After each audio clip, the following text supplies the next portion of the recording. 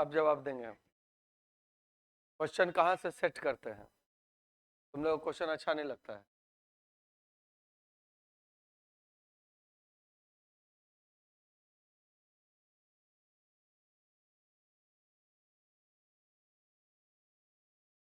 अगला सप्ताह देना था, हम आसान आसान देंगे।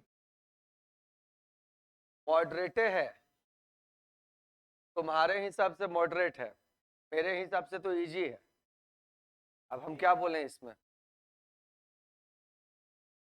हार्ड हम डाल ही नहीं सकते। बिल्कुल हार्ड है। ठीक है, छोड़ दो। अब हम क्या बोलें इसमें? ये वाला भी हार्ड होगा, ये वाला भी हार्ड है ना? ये भी तुम लोग हार्ड लगा ना? बोलो तो टेस्टे का डिस्कशन करा देते हैं, बता देते हैं कि ये है। शनिवार को मिलना राकेश हमसे अकेले में। हाँ, उसके बाद पता चलेगा कि आसान है कि भारी है। क्वेश्चन कहीं लाइव नहीं हुआ है। अब नहीं हुआ तो नहीं हुआ, ऐसे भी आज बच्चा को क्वेश्चन देखने में दिक्कत होगा। ये क्वेश्चन छोटा छोटा है, ऐसे क्वेश्चन हम टेलीग्राम पे डाल दिए हैं, देख लेगा तो ठीक है। आज सेटिंग हम ठीक से कर नहीं पाए। दिख रहा है?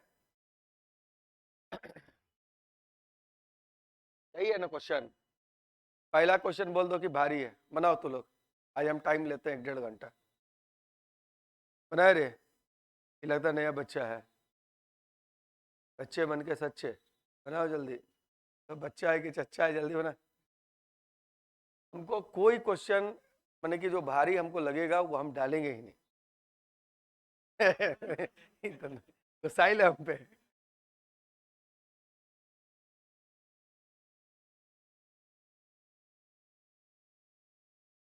एक प्रकाश की किरण के माध्यम एक्स से एक प्रकाश की किरण माध्यम एक्स से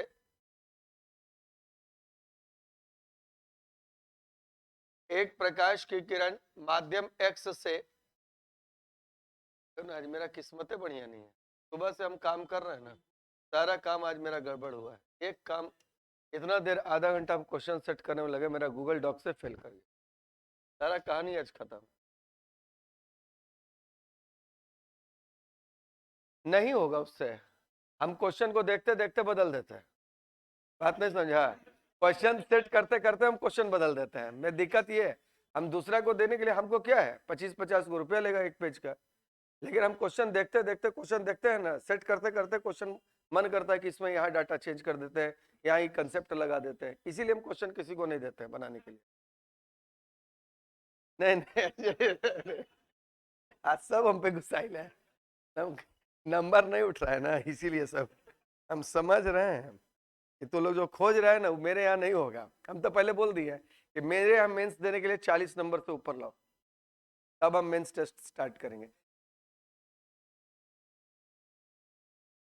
रीजनिंग भी भारी रहता है? नहीं नहीं, वो तो ठीक करते हैं, उनको भी हम बोले हैं कि बढ़िया बढ़िया क्वेश्चन डालिएगा। अब तो लोग बिगड़ जाए या गुस्सा जाए, उससे हमको कोई फर्क नहीं पड़ता है। मेरा गुरुजी हमको एगो बात बोले थे, देखो ऐसे तो हमारे गुरुजी दो बात बोले थे। दोनों बात हम बहुत अच्छा से जीवन में याद रखें। पहला बोले थे जीवन में मास्टर बनना नहीं, वो तो गलती हो गया हमसे। दूसरा बोले थे कि अगर मास्टर बन जाना तो विद्यार्थी का बात सुनना नहीं। इसलिए हम तुम लोग का कोई बात सुनवे नहीं करते हैं। हाँ, मारेगा ना बस, मारते रह जाएगा, टेस्ट रिजल्ट हो जाएगा अपने आप। एक होता है, देखो एक होता है सेल्फ लर्निंग प्रोसेस, मेरा बात सुनना। एक सेल्फ लर्निंग प्रोसेस होता है।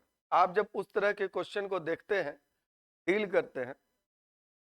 एक टाइपिस्ट का काम, तुम लोग जब टाइपिस्ट का बात बोला ना, देखो टाइपिस्ट का क्या होता है कि टाइपिस्ट जब टाइपिंग करता है ना, उसको नहीं पता रहता कि कौन चीज कहाँ है। एक्सपर्ट जब वो बन जाता है, वो देख खाली पढ़ते रहता है, टाइप होते चला जाता है। हम तुम लोग को उस चीज का ट्रेनिंग दिला रहे हैं कि क्वेश्चन तुम लोग देखते रहो देखते रहो, ऐसा क्वेश्चन आ रहा है, ऐसा क्वेश्चन आ रहा है, एग्जाम में जाओगे कोई लेवल का क्वेश्चन आएगा, इजीली बन जाएगा। विश्वास रखना कि एग्जाम जब दे करके आओगे तो निराश नहीं होगा, कम से कम मेरे सब्जेक्ट में तो नहीं होगा। क्वेश्चन हमको भी सेट करने में बहुत मेहनत लगता है, ऐसा नहीं लगता ऐसे माथा नहीं फूट गया यहाँ पर। फोकस करते करते वो फोकस गड़बड़ा गया वहां पर। इतना ज्यादा यहाँ फोकस हुआ कि फोकस वहां का गड़बड़ा गया। एक यही क्वेश्चन सेट करने में माथा मेरा फुट गया। तो हम सोचते रहते हैं क्वेश्चन के बारे में कि कहीं ना कुछ तो डाटा चेंज करें। कि आप लोग थोड़ा सा उस पर सोचिए, थिंक अबाउट द क्वेश्चन। अब पहला क्वेश्चन क्या है कि एक प्रकाश की किरण माध्यम, अब रोज हमसे एक ही बात मत बोलो नहीं तो फिर तुम लोग बोर हो जाएगा। अब देखो आज मेरा बोल रहे हैं, आज मेरा दिन ठीक नहीं है, आज इसलिए गुस्सा है हम। आज दिन कौन सा, बृहस्पति है? बृहस्पति तो मेरा ठीक ठाक रहता है। किसको मिठाई खिलाए रहे, कोई खाने वाली है ही नहीं है, फूलों को तो नहीं है खिलाएंगे। चल पूजा है, हमको ये पूजा करने की जरूरत है, हर दिन तो पूजा कर रहे हैं, सब क्या है? तू बहुत बोलता है रे, खर्चा वाला बात छोड़ के बाकी सब बात बोला।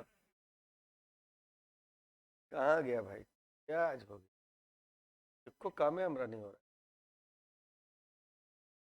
चलो चलो क्वेश्चन नंबर 1 देखो, पहले पढ़ लेते हैं हम क्वेश्चन को।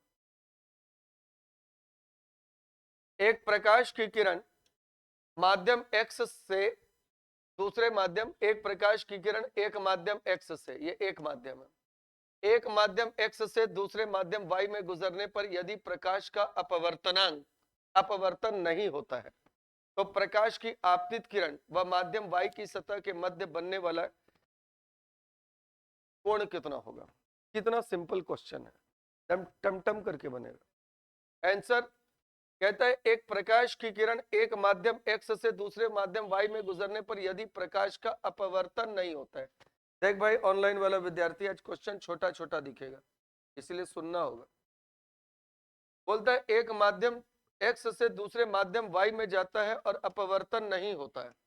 अगर अपवर्तन नहीं होता है तो इसका इकलौता कंसेप्ट होता है कि प्रकाश की किरण दम सतह पर वर्टिकली आ रही है, दम सीधे निकल जाएगा, दम सीधे ऐसे बिल्कुल सीधे निकल जाएगा। अब बोल रहा है ये और ये माध्यम y का सतह के बीच का एंगल कितना डिग्री का है?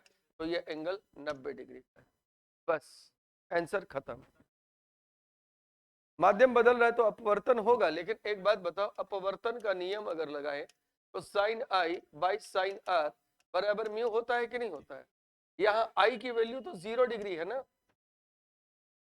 अरे आपतित किरण और अभिलंब के बीच का कोण कितना है? कॉपी में इतना सब चीज हम काहे ला पढ़ाते हैं हम? फिर क्रांतिक कोण मत आओ अभी, क्रांतिक कोण सघन माध्यम से विरल माध्यम के लिए कॉन्सेप्ट है, यहाँ पर कुछ नहीं है। यहाँ माध्यम एक्स से माध्यम वाई है, ना कोई विरल की बात हो रही है ना सघन की बात हो रही है। कुछ भी रहे, सघन से विरल जाए, विरल से सघन जाए, हम तुम्हारा क्रांतिक कोण वाला कंसेप्ट काटे हैं।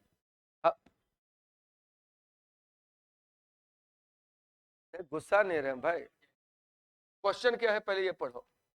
क्वेश्चन तुम्हारा क्या कह रहा है पहले ये पढ़ो। एक प्रकाश की किरण एक माध्यम x से दूसरे माध्यम y में गुजरने पर प्रकाश का अपवर्तन नहीं होता है। बस इतना सोचो ना, अब विरल सघन हैन तेन इधर उधर सोचेगा क्वेश्चन नहीं बनेगा। अपवर्तन कब नहीं होता है, अब ये केस समझो, बात नहीं। अपवर्तन कब नहीं होता है ये सोचो। अपवर्तन तब नहीं होता है जब प्रकाश की किरण किसी सतह पर बिल्कुल लंबवत पड़ती है। क्यों? क्योंकि इस केस में एंगल आई 0 हो जाएगा। साइन आई की वैल्यू कितनी? 0, तो साइन 0 का मान कितना? 0, साइन 0 0 तो साइन आर भी 0। Sine i by sine r बराबर कितना होता है? बराबर होता है म्यू।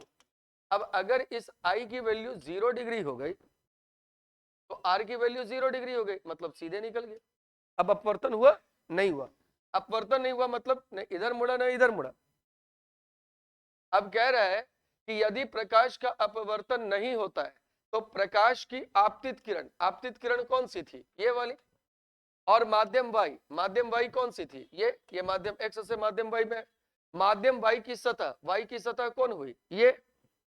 इनके मध्य बनने वाला कौन, इनके मध्य बनने वाला कौन है? ये बोलो या ये बोलो, बात तो एक ही है। ये एंगल कितने डिग्री का हुआ? 90 डिग्री का। कहानी खत्म हो, कोई कैलकुलेशन नहीं, फिगर से क्वेश्चन बनेगा। अब तुम लोग कहता है क्वेश्चन भारी है, तो समझो भारी है तो है, अब क्या बोले इसमें। क्वेश्चन नंबर दूसरा, पहला का आंसर हो जाएगा 90 डिग्री। निम्नलिखित में से कौन सा कथन एक समान वृत्ताकार गति से गुजरने वाली निकाय के बारे में गलत है? समान वृत्तीय गति में कौन सा गलत है? ऑप्शन एक समान वृत्तीय गति में वृत्त में गतिमान पिंड त्वरण कर रहा है, बिल्कुल सही है। समान वृत्तीय गति में वस्तु त्वरण में होता है, एक्सेलरेटेड होता है, और उसमें जो त्वरण होता है उसको अभिकेंद्रीय त्वरण कहते हैं, और अभिकेंद्रीय त्वरण का मान v² होता है, और इसका कारण दिशा में लगातार परिवर्तन होता है। बोलो, तुम लोग कॉपी में ये सब लाइन नहीं लिखा हुआ है? इतना जो ढड्डा भर का कॉपी तैयार करवाए, काहे करवाए? दूसरा कहता है यूनिफॉर्म सर्कुलर मोशन में निकाय दिशा बदल रहा है लेकिन गति स्थिर है। यूनिफॉर्म सर्कुलर मोशन में निकाय दिशा बदल रहा है, बात तो सही है। वृत्ताकार गति में जब कोई वस्तु होती है तो इस पॉइंट पे होता है तो डायरेक्शन ये, इस पॉइंट पे होता है डायरेक्शन ये, इस पॉइंट पे होता है डायरेक्शन ये। प्रत्येक बिंदु पर दिशा बदलती है, और किसी भी बिंदु पर दिशा उस बिंदु पर खींचे गए स्पर्श रेखा की दिशा में होती है। तो दूसरा नंबर कहते हैं लेकिन गति का मतलब यहां चाल हुआ, स्थिर रहती है, तो ये सही है। एक समान वृत्तीय गति में पिंड का वेग स्थिर रहता है। लिखाए होंगे तुम लोग को, समान वृत्तीय गति में चाल और गतिज ऊर्जा नियत रहती है, दिशा, वेग, संवेग, त्वरण और बल बदलता रहता है। तो आंसर हो जाएगा ऑप्शन नंबर 3।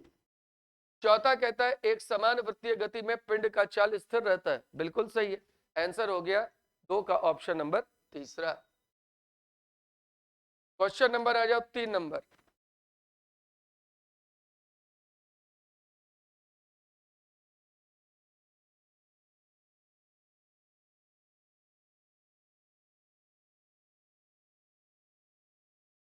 साइंस अच्छा कैसे करें? रामदेव बाबा का योग रोज करना है। क्वेश्चन सही, आंसर सही हो जाएगा, माने साइंस सही हो जाएगा। क्वेश्चन पूछ रहा है कि साइंस सही कैसे करें। साइंस सही करने का एक गो उपाय है, बताएं तुम लोग को उपाय। साइंस अगर सही करना है, क्वेश्चन सोच करके बनाओ। पढ़ तुम लोग सब लिया है, बस क्वेश्चन को सोचो। अगर ये टॉपिक से क्वेश्चन आ रहा है तो इस क्वेश्चन के बारे में बस सोचना है और कुछ नहीं करना।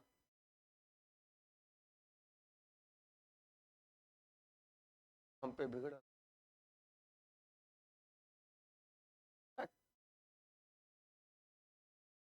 रबड़ वाला से वो नहीं मिटता है, वो अलग लिखावट है। तकदीर का लिखावट सब जगह नहीं मिटता है। तकदीरें आज गड़बड़ है, आज क्या बोल रहे हैं, आज मेरा मूड दम अपसेट है। 45 मिनट हम मेहनत किए, सब एक बार में खत्म हो गया। क्वेश्चन नंबर 3 है, अब बोलो इसका आंसर बनाए तू लोग, फिर तू लोग कैसे कहता है। यदि द्रव्यमान m वाले एक निकाय A को क्षैतिज से 30 डिग्री के कोण पर, क्षैतिज से 30 डिग्री के कोण पर u वेग के साथ फेंका जाता है, और उसी द्रव्यमान वाले दूसरे निकाय B को क्षैतिज से 60 डिग्री के कोण पर समान वेग के साथ फेंका जाता है, तो परास का अनुपात R1 बटे R2 बराबर sin 2 theta 1 divided by sin 2 theta 2। लेकिन अब थोड़ा सा अगर कॉपी अच्छे से पढ़ा होगा तो थीटा और 90 माइनस थीटा कोण के लिए परास का मान समान होता है। तब स्पष्ट लिखा हुआ है कॉपी में कि थीटा और 90 माइनस थीटा कोण के लिए परास का मान समान होता है। तो बिना सॉल्व किए इसका आंसर हो जाएगा 1:1, और सॉल्व करके अगर आंसर लाओगे तो भी वही आएगा, साइन 2 गुना 30 बटे साइन 2 गुने 60। साइन 60 का वैल्यू √3/2 और साइन 120 का वैल्यू भी √3/2। साइन 90 प्लस 30 cos 30 होता है। ये साइन 2 गुना 60 का मतलब कितना हुआ, साइन 120। अरे पढ़ा है ना, साइन 120 को कैसे लिखेगा, साइन 90 प्लस 30, और साइन 90 प्लस 30 का मतलब cos 30, और cos 30 का मान √3/2। √3/2 कटेगा तो कितना आएगा, 1:1। अब ये सोचेगा कि साइन 2 थीटा 1 और साइन 2 थीटा 2 कैसे आया, तो इसके लिए रेंज का फॉर्मूला आपको याद होगा, R बराबर U square sine 2 theta divided by G। समान वेग से फेंका गया U समान गुरुत्वीय त्वरण तो समान है ही, रेंज केवल और केवल किस पे डिपेंड कर रहा है, साइन 2 थीटा पे। आंसर हो जाएगा 2 का ऑप्शन नंबर 3 का ऑप्शन नंबर दूसरा।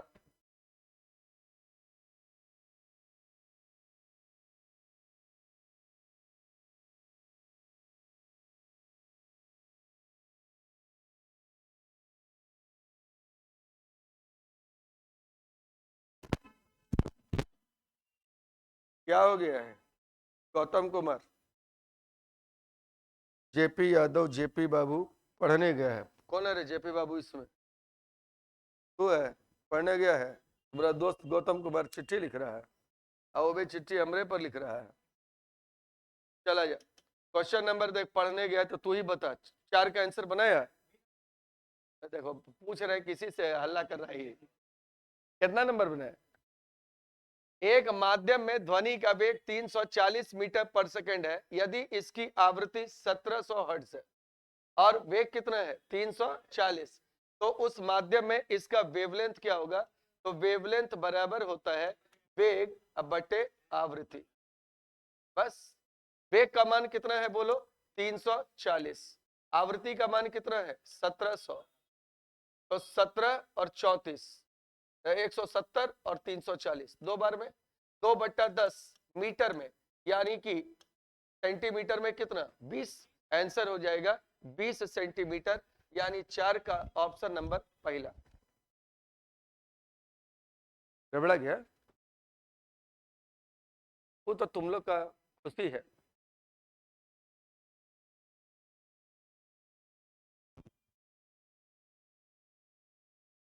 क्वेश्चन नंबर 5, निम्नलिखित में से कौन सा, देखो मेरा एक ही का नाम है, क्वेश्चन कोई भारी हम नहीं डाल रहे, आप बस क्वेश्चन मेरे साथ सोच समझ करके बनाइए। मेरे बनाने से पहले क्वेश्चन के बारे में सोच लीजिए, अपने आप क्वेश्चन बनेगा। अब क्वेश्चन नंबर 5 में कुछ सोचने का जरूरत नहीं है, काहे की तो फॉर्मूला है C/5 बराबर F-32/9, इतना ही है ना। F और C के बीच में संबंध है, तो F बराबर 9C/5 प्लस 32, 9C/5 आंसर हो जाए। भाई नहीं पढ़ाएंगे हम, 9C/5 प्लस 32, 5 का आंसर हो गया 2 नंबर। 6 नंबर आओ, हटाइए इसको। निम्नलिखित में से किस परिघटना में, निम्नलिखित में से किस परिघटना में किस दूरी समय ग्राफ के निरूपित करती रेखा समय अक्ष के समानांतर है? दूरी समय ग्राफ, ये हो गया इधर दूरी और इधर हो गया समय, और समय अक्ष के समानांतर। तो ये इस ग्राफ में क्या पता चल रहा है कि समय बढ़ता जा रहा है लेकिन दूरी बदल नहीं रही है। समय बढ़ता जा रहा है और दूरी नहीं बदल रही है, इसका मतलब क्या हुआ? वस्तु विश्राम अवस्था में है। आंसर हो गया ऑप्शन नंबर 2, वस्तु विश्राम की अवस्था में है। 7 नंबर, 4 बल्बों की रेटिंग क्रमशः 220 वोल्ट 40 वाट, 220 वोल्ट 60 वाट, 220 वोल्ट 100 वाट, 220 वोल्ट 18 वाट है। किस बल्ब में न्यूनतम प्रतिरोध होगा? इतना दिन पढ़ने के बाद ही तो बताइए सकता है कि किस बल्ब का प्रतिरोध न्यूनतम होगा, जिसका पावर सबसे ज्यादा होगा। 100 वाट वाला आंसर हो गया। फॉर्मूला होता है P बराबर V²/R। बोलो सबको आता है कि नहीं?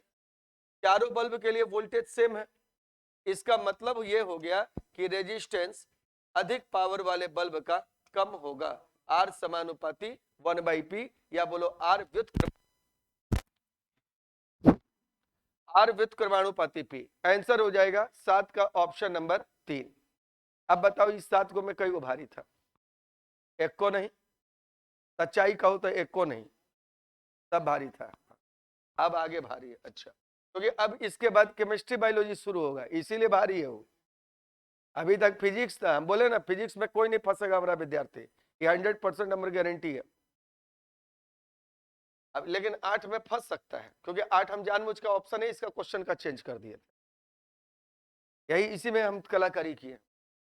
8 नंबर कहता है, मान लीजिए, चलो मानते हैं कि सूर्य और उसके चारों ओर घूमने वाले सभी ग्रहों पर भारी मात्रा में विपरीत आवेश है, तब इनमें से कौन सा सही है? केपलर का तीसरा नियम, केपलर का दूसरा नियम, केपलर का पहला, तीसरा, सभी नियम। अब इस क्वेश्चन को बनाने का एक कॉन्सेप्ट है, ग्रह सूर्य के चारों ओर चक्कर गुरुत्वाकर्षण के कारण लगाती है, और आवेश डालने पर विद्युत बल के मान में जो चेंज आ जाए, गुरुत्वाकर्षण बल का वैल्यू तो मोटा मोटी वही रहेगा, मतलब वही रहेगा। इसका मतलब यहां पर केपलर का 3 नियम याद करो। पहला नियम, प्रत्येक ग्रह सूर्य की परिक्रमा एक दीर्घवृत्तीय कक्षा में करता है जिसके एक फोकस पर सूर्य होता है और कक्षा का तल पृथ्वी के केंद्र से होकर गुजरता है। चार्ज डालने पर इसमें कोई फर्क नहीं पड़ेगा। समान समय में दीर्घ वृत्त के समान क्षेत्रफल को तय करता है, चार्ज डालने पर कोई फर्क नहीं पड़ेगा। परिक्रमण काल का वर्ग माध्य दूरी के घन के समानुपाती होता है, चार्ज डालने पर कोई फर्क नहीं पड़ेगा। क्वेश्चन बस बकवास था और आंसर इसका सिर्फ सीधा सीधी है कि केपलर के सभी नियम मान्य होंगे, इसको चार्ज से कोई लेना देना नहीं था। ग्रेविटेशनल फोर्स की कहानी है केपलर की। क्वेश्चन नंबर 9 अपने आप एक आसान क्वेश्चन है। अगर फॉर्मूला याद है तो अच्छी बात है, नहीं याद है तो नहीं बनेगा ऐसा क्वेश्चन। और सबको पता है कि गतिशील आवेश का चुंबकीय क्षेत्र में बल कैसे निकलता है। F is equal to q v b sine theta. गतिशील आवेश का लिखना है तो फॉर्मूला लिखो। गतिशील आवेश का चुंबकीय क्षेत्र में या गतिशील आवेश पर चुंबकीय क्षेत्र में लगने वाला बल, गतिशील आवेश पर चुंबकीय क्षेत्र में लगने वाला बल F बराबर q v b sine theta. यहां V क्या है, वेग है, B क्या है, चुंबकीय क्षेत्र है, Q क्या है, आवेश है, और थीटा क्या है, आवेश की गति की दिशा, आवेश की गति की दिशा और चुंबकीय क्षेत्र की दिशा के बीच का कोण, और चुंबकीय क्षेत्र की दिशा के बीच का कोण।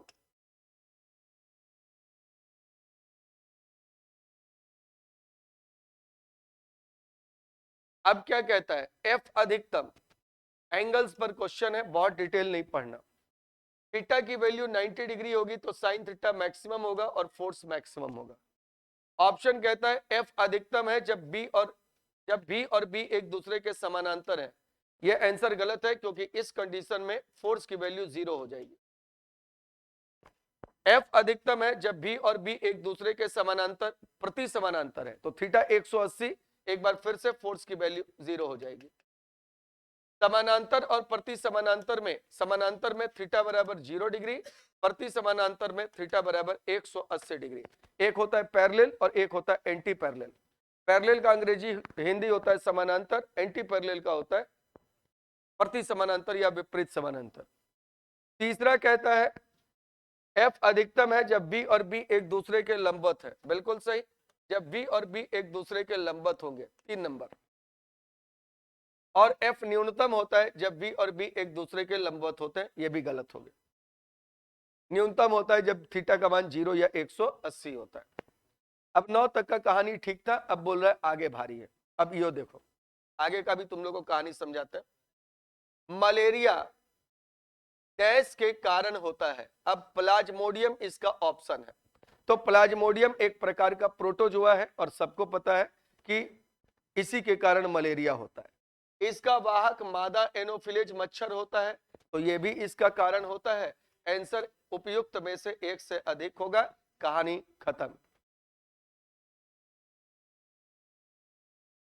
क्वेश्चन नंबर आ जाओ, इसके बाद है तुम लोग का 11 नंबर। आज तुम लोग का सब हम डाउट दूर कर देते हैं करके, तो भारी क्वेश्चन सेट। किसी जीव को सरीसृप और पक्षी, किस जीव को सरीसृप और पक्षियों के बीच की कड़ी माना जाता है? ये क्वेश्चन तुम लोग को हम कई बार करा चुके हैं कि पक्षी और सरीसृप के बीच का संयोजक कड़ी कहा जाता है आर्कियोप्टेरिक्स को। ये इंफॉर्मेटिव क्वेश्चन है। जैसे पादप और जंतु के बीच का संयोजक कड़ी युगलेना है, जीव सजीव और निर्जीव के बीच का संयोजक कड़ी वायरस यानी विषाणु है, उसी प्रकार से पक्षी और सरीसृप के बीच का संयोजक कड़ी आर्कियोप्टेरिक्स है। बड़ा खतरनाक टाइप का पक्षी ये देखने में लगता है, किताब वगैरह में इसका चित्र भी रहता है। डक बिल्ड प्लेटिपस, इसके बारे में सब लोग जानता है कि ये अंडा देने वाला स्तनधारी है। एक्सेप्शन में आता है डक बिल्ड प्लेटिपस, याद करो, एंट ईटर के नाम से इसको जाना जाता है। ये क्या है? अंडा देने वाला स्तनधारी। एकिडना, याद आता है तुम लोग को नाम? एकिडना और डक बिल्ड प्लेटिपस, दो नाम है। अंडा देने वाला अंडज स्तनधारी है, अंडज स्तनधारी है। टेरोडॉन, इसको छोड़ दो, ये एक प्रकार का ऐसे छिपकली होता है, सरीसृप है। पेलेनोग्लोसस, अब इसको याद रख लो, ये क्या आंसर नहीं है, ये कॉर्डेट और नॉन कॉर्डेट, यानी कि कहें क्या कि कॉर्डेट को क्या कहते हैं हिंदी में, जिसके पृष्ठ रज्जु होता है, कशेरुकी और अकशेरुकी के बीच का संयोजक कड़ी है बेलेनोग्लेसस। अब ये सब तुम लोग को हम पहले भी कराए हैं, अगर जो लोग मेरे साथ एक आध साल से टेस्ट में जुड़ा होगा। बेलेनोग्लेसस लिख लो, कशेरुकी एवं अकशेरुकी के बीच का संयोजक कड़ी, कशेरुकी और अकशेरुकी के बीच का संयोजक कड़ी।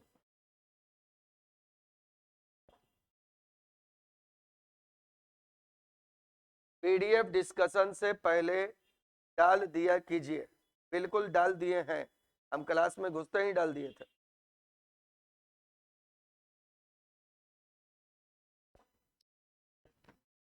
उस कोशिका का चयन करें। अब देखो तुम लोग का कहानी तुम लोग को आज हम बतलाते हैं, रुको। उस कोशिका प्रकार का चयन करें जो जाइलम उत्तम का भाग नहीं है। जाइलम उत्तक का क्या तुम लोग को नहीं पढ़ा है हम कई बार कि जाइलम और फ्लोएम दो जटिल अस्थाई उत्तक है? कई बार पढ़ाए होंगे, पढ़ाए हैं तुम लोग को? बोला कि नहीं पढ़ा है तो नहीं पढ़ा है तो छोड़ दो, कोई दिक्कत नहीं है।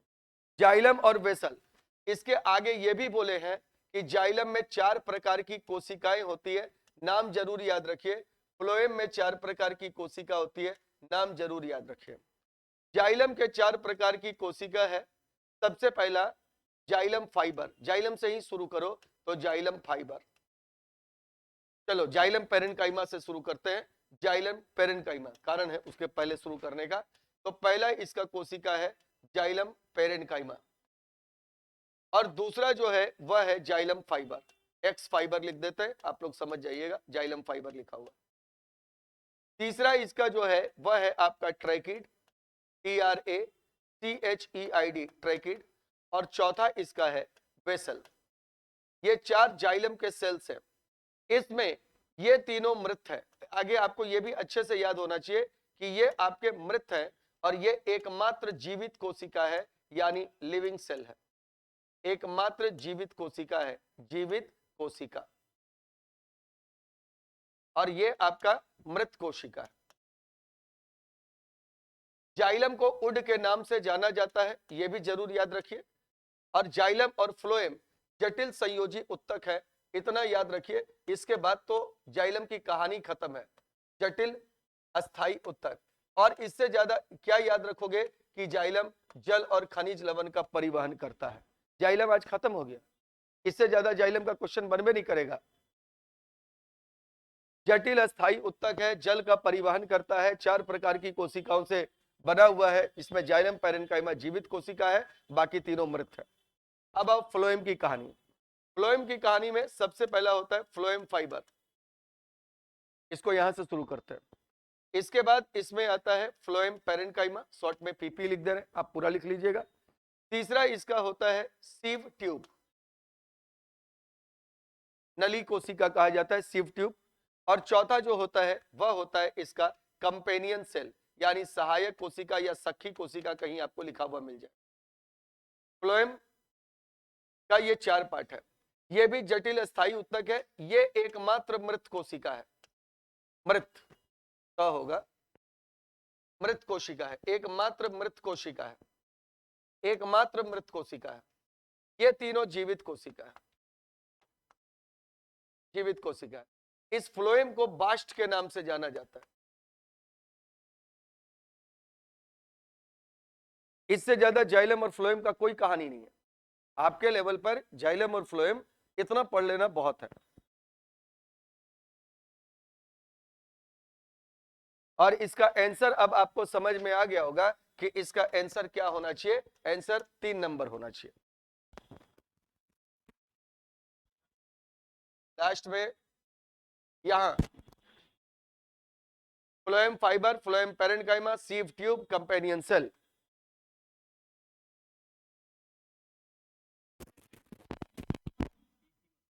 PP मतलब फ्लोएम पेरेन्काइमा।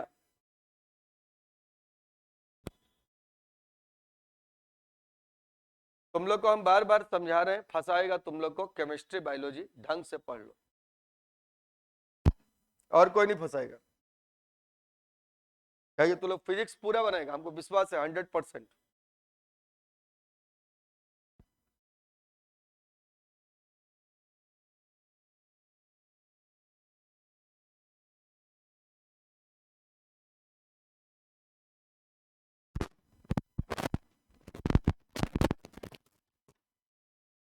हेलो हेलो, आ जाओ। क्वेश्चन नंबर है 13। अब 13 नंबर क्वेश्चन नहीं बन रहा है तो इसका मतलब है कि ये आपकी गलती है। इसमें बायोलॉजी आप लोग पढ़े होंगे अच्छे से। कौन सा न्यूरॉन का भाग नहीं है? आज से कोई थोड़ी ना बोल रहे कि बायोलॉजी पढ़ना है, 6 महीना से बोल रहे हैं, चाऊ चाऊ खाऊ वाऊ वाऊ वाऊ करते रहते। बायोलॉजी पढ़ो, बोलो। एक आध 100 बार क्लास में बोले होंगे ना कि बायोलॉजी पढ़ना है पढ़ना है पढ़ना है, लास्ट में यही गड़बड़ाएगा। आलोक प्रकाशन का किताब भी बोले हुए, एनसीईआरटी पढ़ो, जो मिल जाए। न्यूरॉन का भाग नहीं है। न्यूरॉन का चित्र दिमाग में याद करो। न्यूरॉन का चित्र कुछ ऐसा होता है। अब बहुत अच्छा तो हम चित्र नहीं बनाएंगे, लेकिन जो भी बनाएंगे इतना आपके समझने के लिए काफी होगा। मान लो चलो ऐसा ही बना है, ऐसा हुआ और यहां से कुछ इस तरीके से निकला, इस तरीके से ऐसा, ये न्यूरॉन है। इस न्यूरॉन में ये लंबा वाला जो पूंछ होता है इसको एक्सॉन कहा जाता है। ये जो बीच में बॉडी होता है इसको साइटोन कहा जाता है, यानी सेल बॉडी, कोशिका पिंड। और ये जो महीन महीन धागा टाइप का संरचना निकलता है, ये जो महीन महीन धागा टाइप का संरचना निकलता है इसको डेंड्राइट कहा जाता है। डेंड्राइट। यहां पे और थोड़ा डिटेल देखोगे तो यहां पर इस प्रकार से माइलिन शीथ होता है, कुछ अलग एक परत होती है, इसको माइलिन शीथ कहते हैं। और जहां पर माइलिन शीथ नहीं होती है वहां का स्पेस को नोड ऑफ रेनवियर कहा जाता है। Node of Ranvier. इसके किनारा में कुछ इस टाइप का संरचना लगा हुआ रहता है, इसको सिनॉप्टिक नॉब कहा जाता है।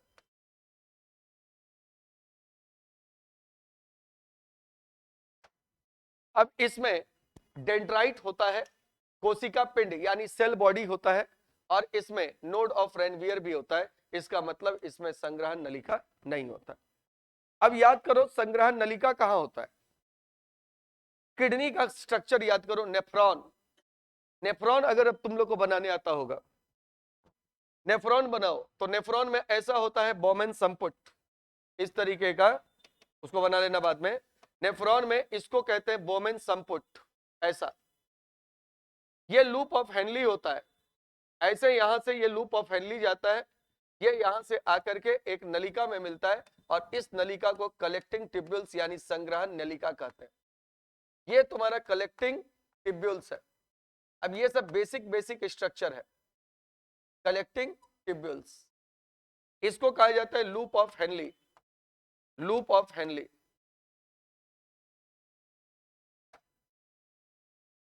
Loop of Henley. इस भाग को कहा जाता है पीसीटी, प्रॉक्सिमल कन्वोल्यूटेड टिब्यूल, और इस भाग को कहा जाता है डीसीटी यानी डिस्टल कन्वोल्यूटेड टिब्यूल। यहां हम लिखते हैं पीसीटी हो गया प्रॉक्सिमल कन्वोल्यूटेड, कन्वोल्यूटेड टिब्यूल। अब बोलेगा सर ऐसा ऐसा अंग्रेजी बोलिएगा, तो इसका हिंदी होता है निकटस्थ कुंडलित नलिका। हमको थोड़ा लिखने में दिक्कत है, आप लोग लिख लीजिए, निकटस्थ कुंडलित नलिका। और ये डीसीटी है, इसको कहते हैं डिस्टल। डिस्टल मतलब दूरस्थ, distal convoluted tubules, convoluted tubules. ये हो गया तुम्हारा कटोरी जैसा रचना, इसको कहते हैं बोमेन संपुट, बोमेन्स कैप्सूल। और इस बोमेन कैप्सूल के अंदर में रक्त केशिकाओं का जाल होता है, यह रक्त केशिकाओं का जाल होता है ये, और इसको कहा जाता है ग्लोमेरुलर। इसको कहा जाता है आपका ये, सॉरी,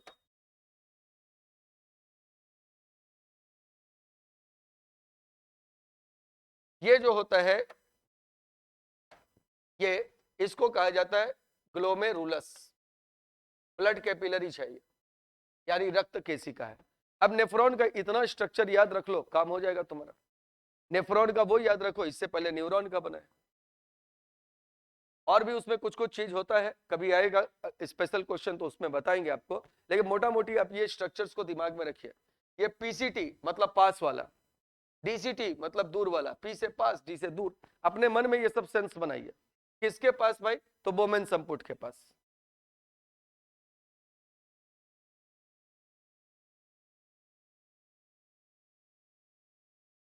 चलो शीर्षक चित्र बनाते रहना, अभी यूट्यूब पे खोल लेना, है ना, देख लेके बना लेना। अब देखो यहाँ पे अगला क्वेश्चन है 14 नंबर।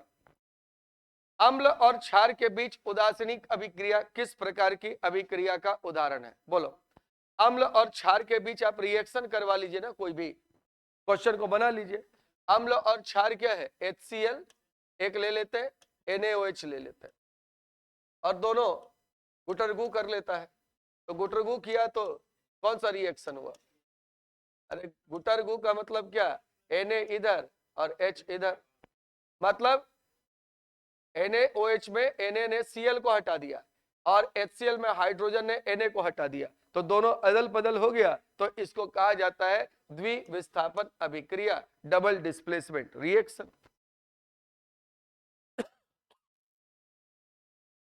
संकलन, संकलन का मतलब क्या होता है? एडिशन। एडिशन तो नहीं है ये, एडिशन होता है C+O2 गिव CO2।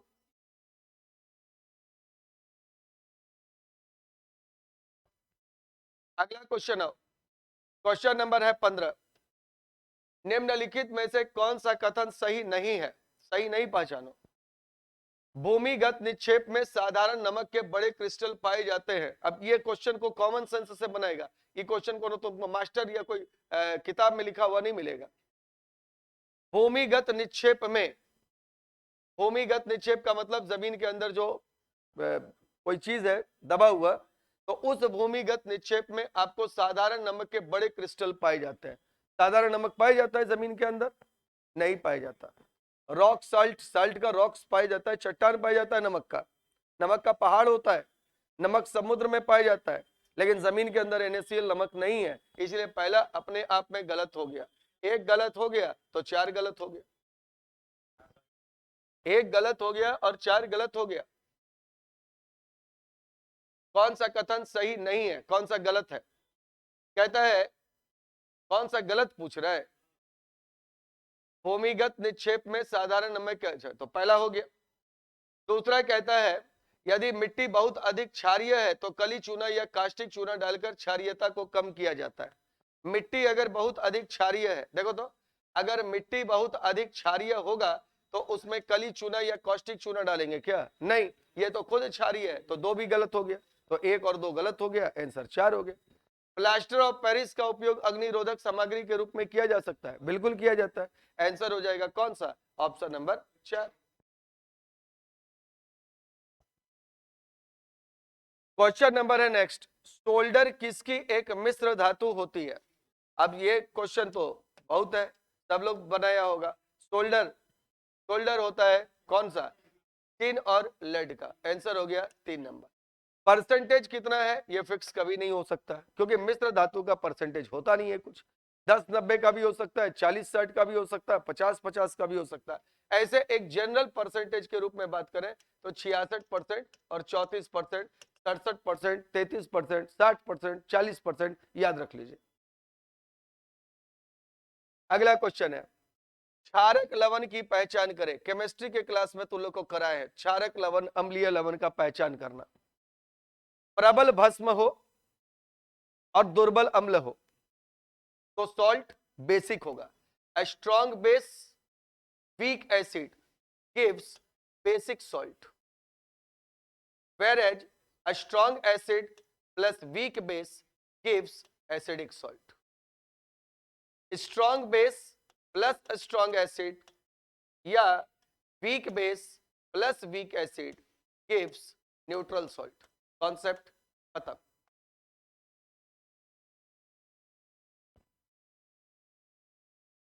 प्रबल भस्म, दुर्बल अम्ल, क्षारीय लवण। प्रबल अम्ल, दुर्बल भस्म, अम्लीय लवण। एसिडिक सॉल्ट, एस होगा एसिडिक सॉल्ट। स्ट्रॉन्ग बेस यानी प्रबल भस्म, प्रबल अम्ल, दुर्बल भस्म, दुर्बल अम्ल, उदासीन लवण। कॉन्सेप्ट, कहानी खत्म।